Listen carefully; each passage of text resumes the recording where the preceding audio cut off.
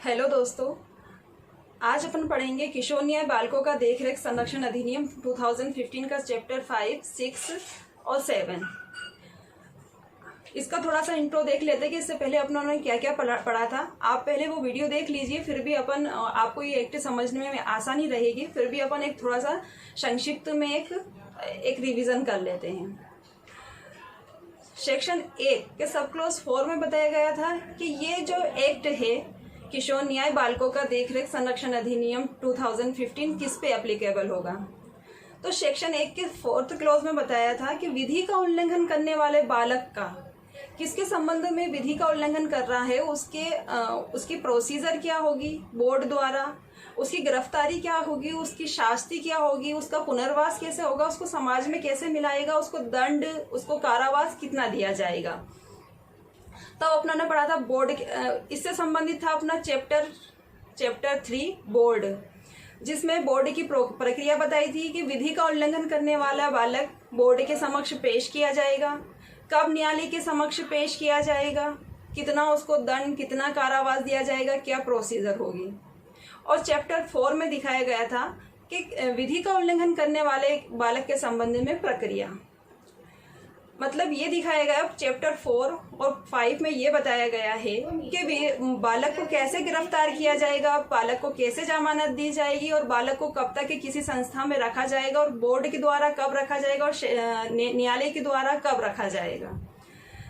अब पढ़ते हैं अपन 1 का सब क्लॉज 4 में। उसी में बताया गया था कि देख रेख और संरक्षण बालक, देख रेख और संरक्षण के लिए जरूरतमंद बालक, जिसकी डेफिनेशन दी गई थी 214 में, धारा 2 सब क्लॉज 14 में दी गई थी कि जरूरतमंद बालक क्या होगा। आज उसके संबंध में अपन प्रोसीजर पढ़ेंगे। सेक्शन चैप्टर 5 चैप्टर 6 में बताया गया है कि विधि का जरूरतमंद बालक है उसके संबंध में प्रक्रिया बताई गई। तो अपन स्टार्ट करते हैं चैप्टर 5 कि विधि के जो जरूरतमंद बालक है उसके संबंध में क्या प्रोसीजर होगी, किसके समक्ष पेश किया जाएगा। ठीक है, अपन पढ़ते हैं अब चैप्टर 5 है बाल कल्याण समिति। इसमें सेक्शन है 27 में बाल कल्याण समिति का गठन बताया गया है।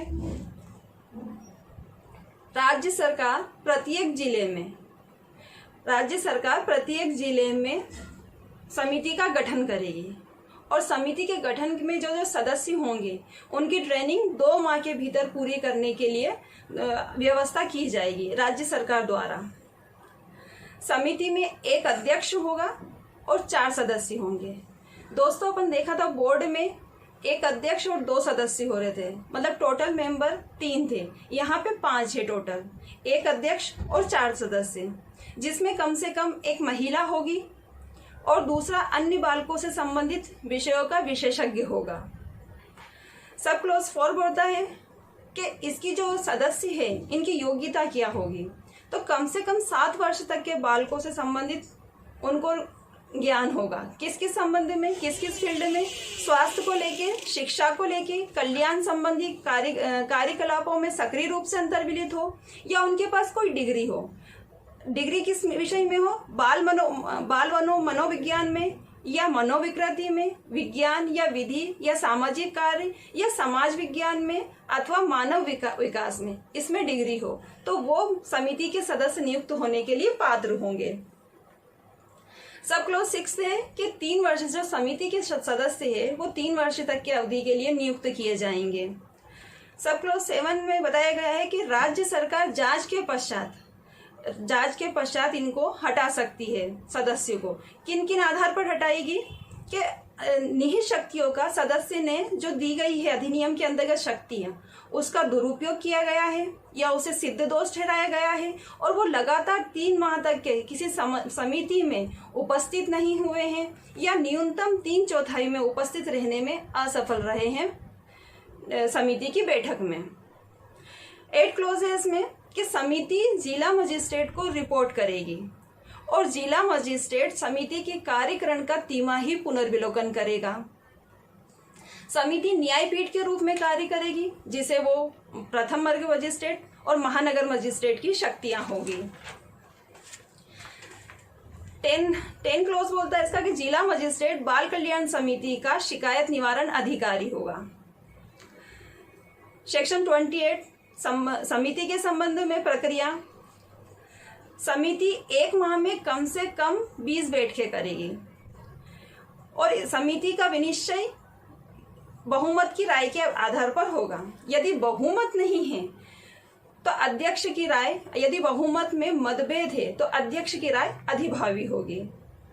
यदि कोई भी समिति के विनिश्चय करने में कोई भी समिति का सदस्य अनुपस्थित रहा है तो इस कारण से समिति का विनिश्चय अविधिमान्य नहीं हो जाएगा, परंतु अंतिम विनिश्चय में न्यायालय के निपटाने के समय कम से कम 3 सदस्य उपस्थित होना आवश्यक है। बोर्ड में सेक्शन 7 में बताया गया था कि बोर्ड में कम से कम निपटारे के लिए 2 सदस्य होना चाहिए। यहाँ पे बताया गया है कम से कम 3 सदस्य होना चाहिए। सेक्शन 29 समिति की शक्तियाँ। समिति की शक्तियाँ क्या होगी कि देखरेख और संरक्षण के लिए जो जरूरतमंद बालक है उसका संरक्षण करना, उसका उपचार करना, उसका विकास करना और उसका पुनर्वास करना। इसीलिए समिति का गठन किया गया है। विधि का उल्लंघन करने वाले बालक के संबंध में अपन चैप्टर 4 और 5 पढ़ चुके हैं कि वो बोर्ड के समक्ष पेश किया जाएगा। विधि का उल्लंघन करता है कोई बालक तो वो बोर्ड के समक्ष पेश किया जाएगा। इसके बाद अगर किसी को देख रेख और संरक्षण और जरूरतमंद बालक है उसको समिति के समक्ष पेश किया जाएगा। इतना डिफरेंस याद रखिएगा फ्रेंड्स। 30 है समिति के कृत्य और उत्तरदायित्व। इसको कंटेंट अपन ज्यादा नहीं पढ़ना है अपने को एग्जाम की दृष्टि से। जितना एग्जाम में आएगा उतना ही अपन पढ़ते हैं जिससे आप बोर ना हो, क्योंकि 112 सेक्शन है। 31 है कि समिति के समक्ष पेश किया जाना कि कोई अनाथ बालक है जो देख रेख और संरक्षण का जरूरतमंद बालक है, जैसे अनाथ है, परित्यक्त बालक है, उसको समिति के समक्ष 24 घंटे के अंदर अंदर यात्रा का समय छोड़कर कौन कौन व्यक्ति पेश कर सकता है।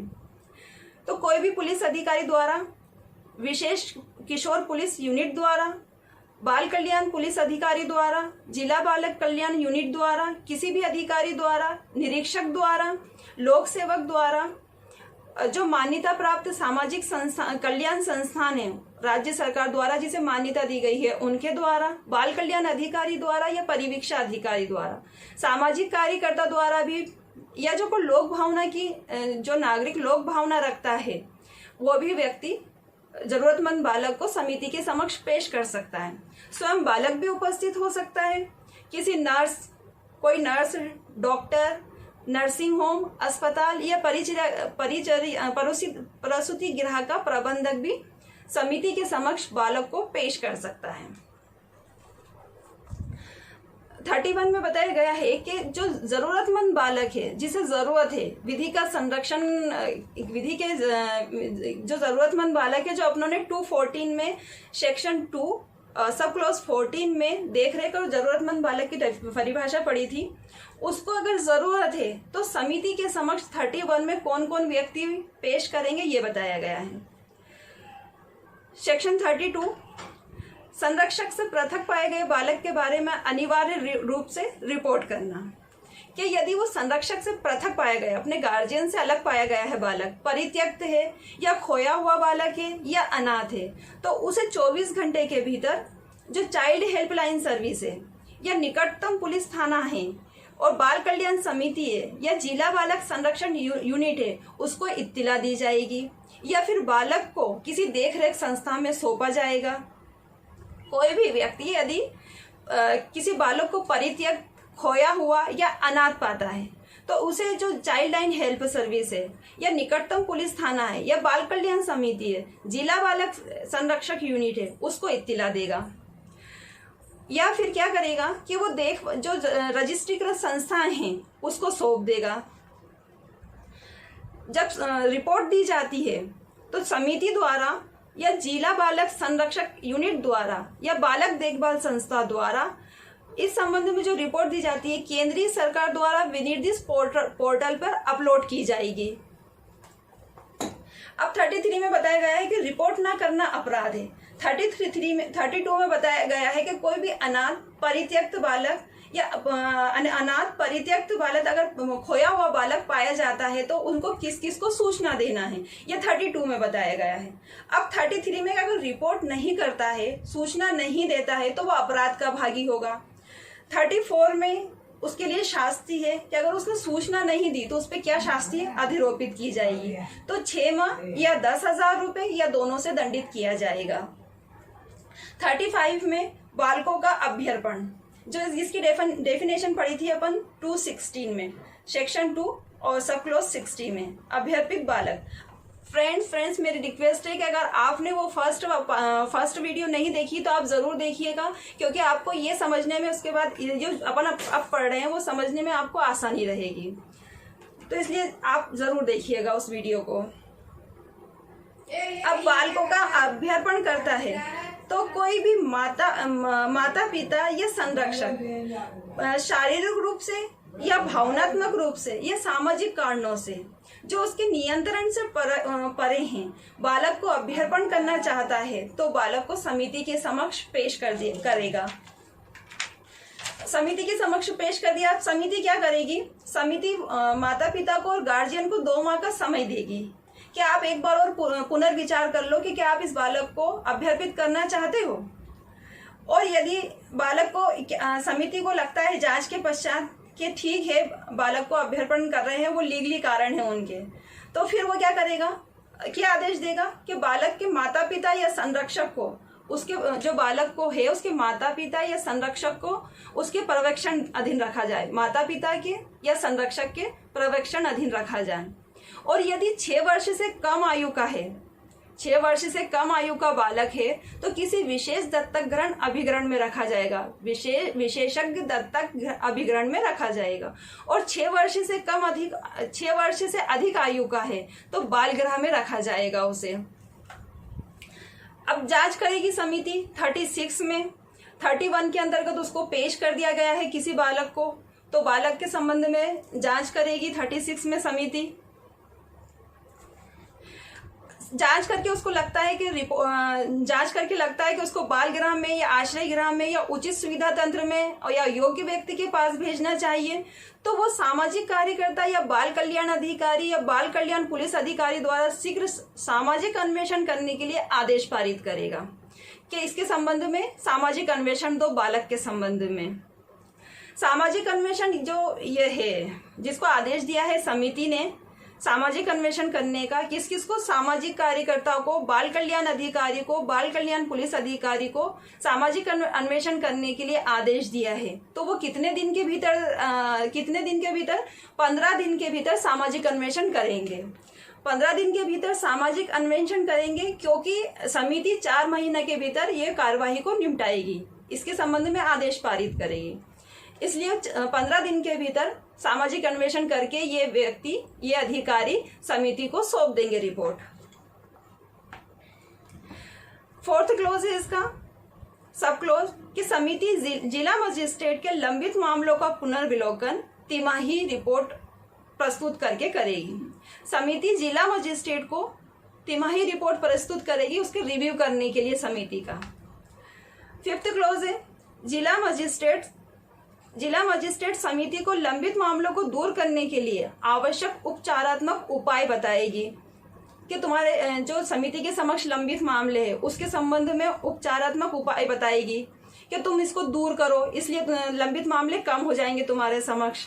फिर जिला मजिस्ट्रेट रिपोर्ट को राज्य सरकार को सौंप देगी, जिससे कि वो अगर अतिरिक्त समिति का गठन करना हो तो वो सिफारिश भी करेगी कि अतिरिक्त समिति का गठन किया जाए, तो लंबित जो मामले समिति के समक्ष वो जल्दी निपटारा हो जाए जिसका।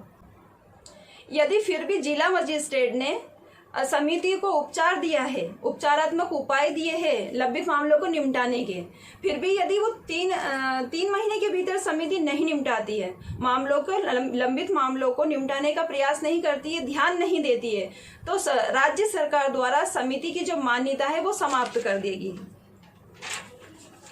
37 हेडिंग है फ्रेंड्स, देखरेख और संरक्षण के लिए जरूरतमंद बालक के बारे में पारित आदेश। अगर आप अगर देखना भी चाहें, थोड़ा सा कंटेंट देख लें कि जब समिति के समक्ष बालक पेश होता है तो उसको लगता है कि हाँ ये ज़रूरतमंद बालक है, तो वो क्या क्या आदेश कर सकती है। वो उसको बाल गृह में भेज सकती है, उचित सुविधा तंत्र में, या विशेषज्ञ दत्तक अभिग्रहण में, या योग्य व्यक्ति के पास, या पोषण देखरेख का आदेश दे सकती है, या प्रवक्ता का आदेश दे सकती है, या विधिक रूप से उसको स्वतंत्र घोषित कर सकती है, या योग्य व्यक्ति की घोषणा कर सकती है। उसको जो लगता है जांच के पश्चात कि उस व्यक्ति के, उस बालक के लिए क्या सही होगा, तो वो आदेश पारित कर सकती है। सेक्शन 38 किसी बालक को दत्तक ग्रहण के लिए विधिक रूप से स्वतंत्र घोषित करने के लिए प्रक्रिया। अनाथ परित्यक्त बालक की दशा में समिति बालक को दत्तक ग्रहण के लिए विधिक रूप से स्वतंत्र घोषित कर सकेगी। अनाथ है बालक या परित्यक्त बालक है, तो समिति क्या करेगी, बालक को दत्तक ग्रहण के लिए विधिक रूप से स्वतंत्र घोषित करेगी। यह घोषणा बालक के संबंध में कब की जाएगी? यदि 2 वर्ष तक की आयु का बालक है तो बालक को पेश किए जाने की तारीख से 2 माह के भीतर, और यदि बालक 2 वर्ष से अधिक की आयु का है तो 4 माह के भीतर की जाएगी। बालक को विधिक रूप से स्वतंत्र घोषित करने की शक्ति यदि बालक 2 वर्ष का है तो 2 माह के भीतर, यदि 2 वर्ष से अधिक की आयु का है तो वो 4 माह के भीतर घोषणा करेगी विधिक रूप से स्वतंत्र देने की, कि अब ये जो बालक है दत्तक ग्रहण के लिए स्वतंत्र है।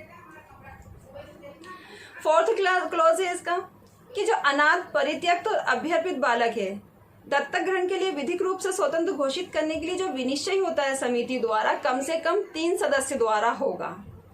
दोस्तों ये याद रख लीजिए आप कि जो बोर्ड कोई भी आदेश पारित कर रही है तो कम से कम 2 सदस्य होंगे, और समिति कोई आदेश पारित कर रही है, कोई विनिश्चय कर रही है तो कम से कम 3 मेंबर होना जरूरी है।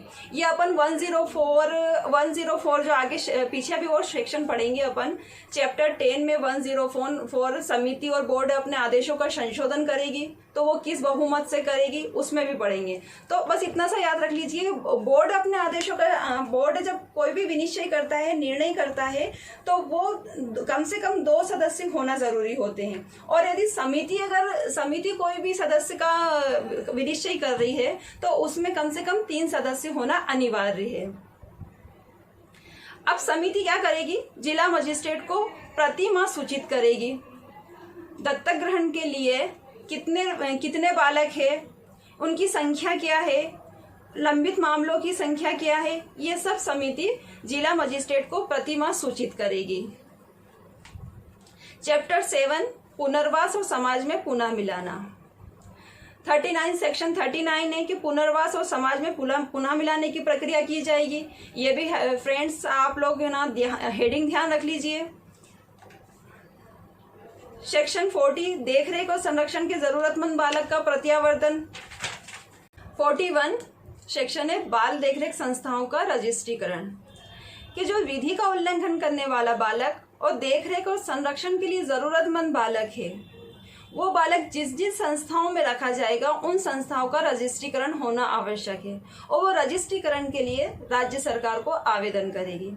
राज्य सरकार 1 महीने के लिए उनको अनंतिम रजिस्ट्रीकरण देगी कि आप 6 माह तक के लिए ये आपकी जो संस्थाएं हैं वो चला सकते हैं, और 6 माह के भीतर उसके शर्तें सौंपी जाएगी कि आप विहित जो मानक है, मानदंड है, वो पूरा करते हैं कि नहीं 6 माह के भीतर, ये देखा जाएगा। तो वो जैसे ही राज्य सरकार को आवेदन दिया है वो 1 माह के भीतर 6 माह के रजिस्ट्रीकरण के लिए 6 माह का अनंतिम रजिस्ट्रीकरण देगी कि आप 6 माह तक की ये संस्था चला सकते हैं। यदि 6 माह के अंदर वो इन संस्थाओं ने कोई राज्य सरकार ने जो शर्तें वगैरह अधिरोपित की थी, विहित मानक बताए गए हैं कि ये मानक होना चाहिए एक संस्था को, अगर वो पूरा नहीं करता है तो जो संस्था है जो रजिस्ट्री दी है 6 मंथ की, वो समाप्त हो जाएगी।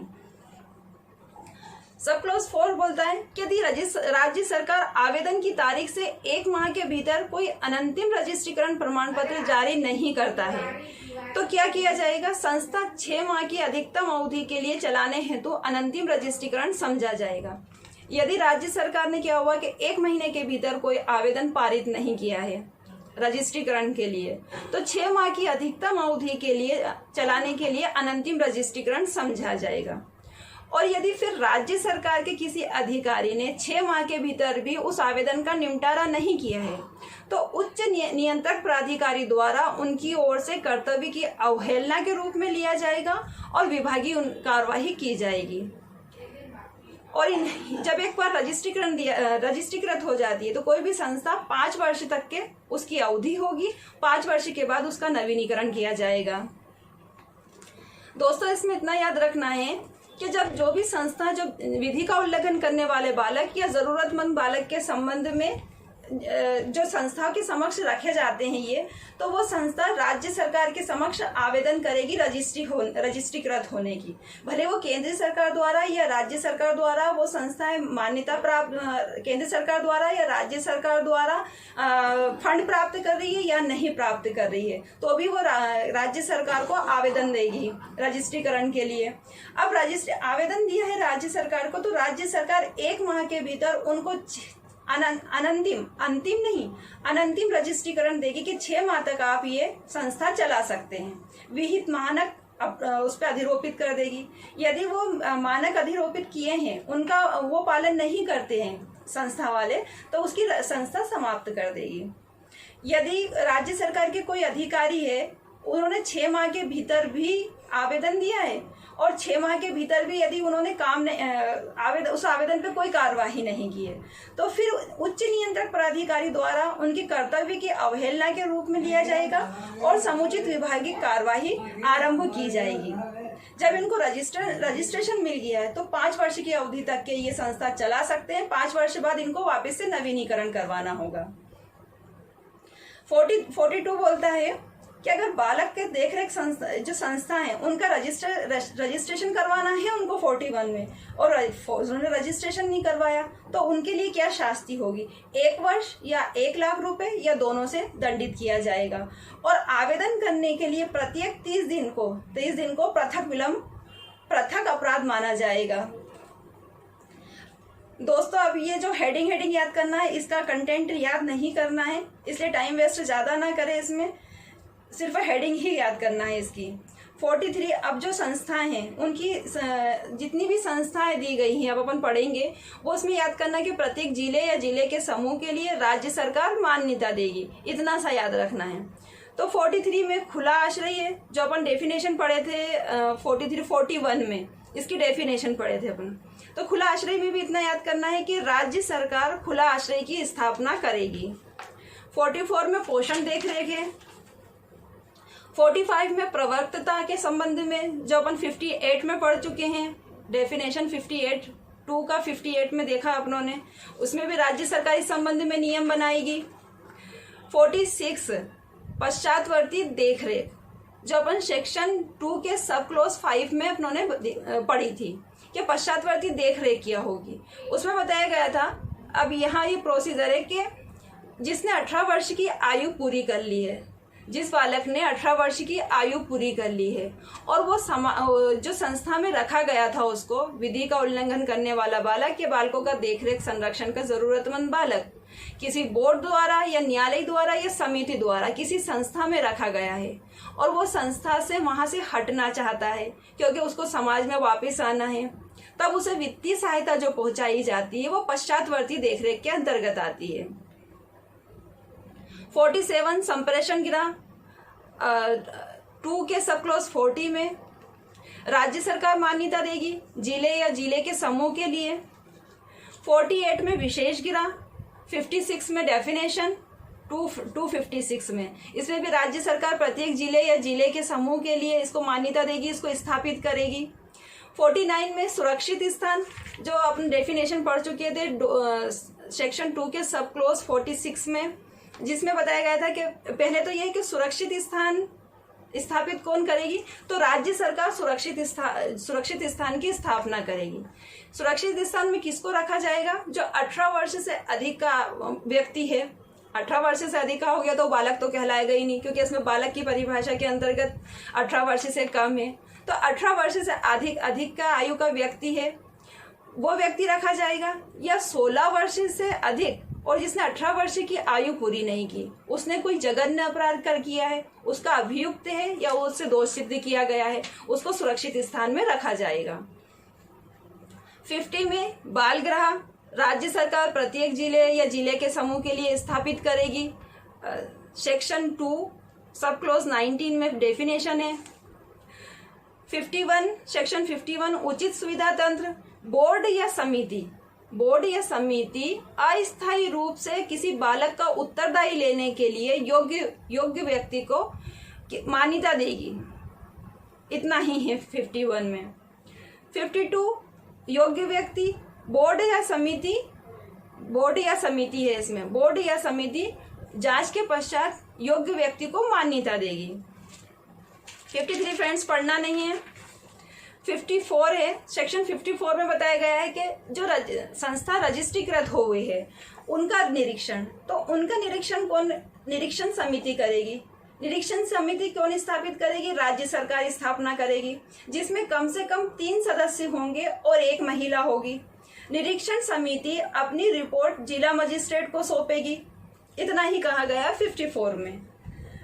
सेक्शन 55 मूल्यांकन किया जाएगा। अब मूल्यांकन कौन कौन करेगा?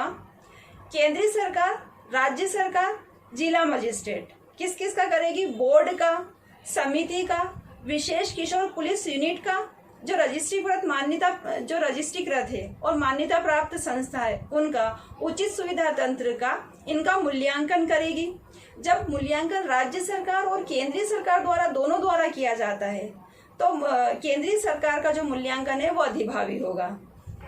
दोस्तों इतना ही कहा गया है। अब आप इसको अच्छे से पढ़ लीजिएगा। जो सेक्शन करनी है, सिर्फ हेडिंग करनी है, उसकी हेडिंग देख लीजिएगा, सब मत देखिएगा। ठीक है फ्रेंड्स, आप जल्दी से सब्सक्राइब कर दीजिए और शेयर कर दीजिए। ठीक है, मिलते हैं अगले वीडियो में।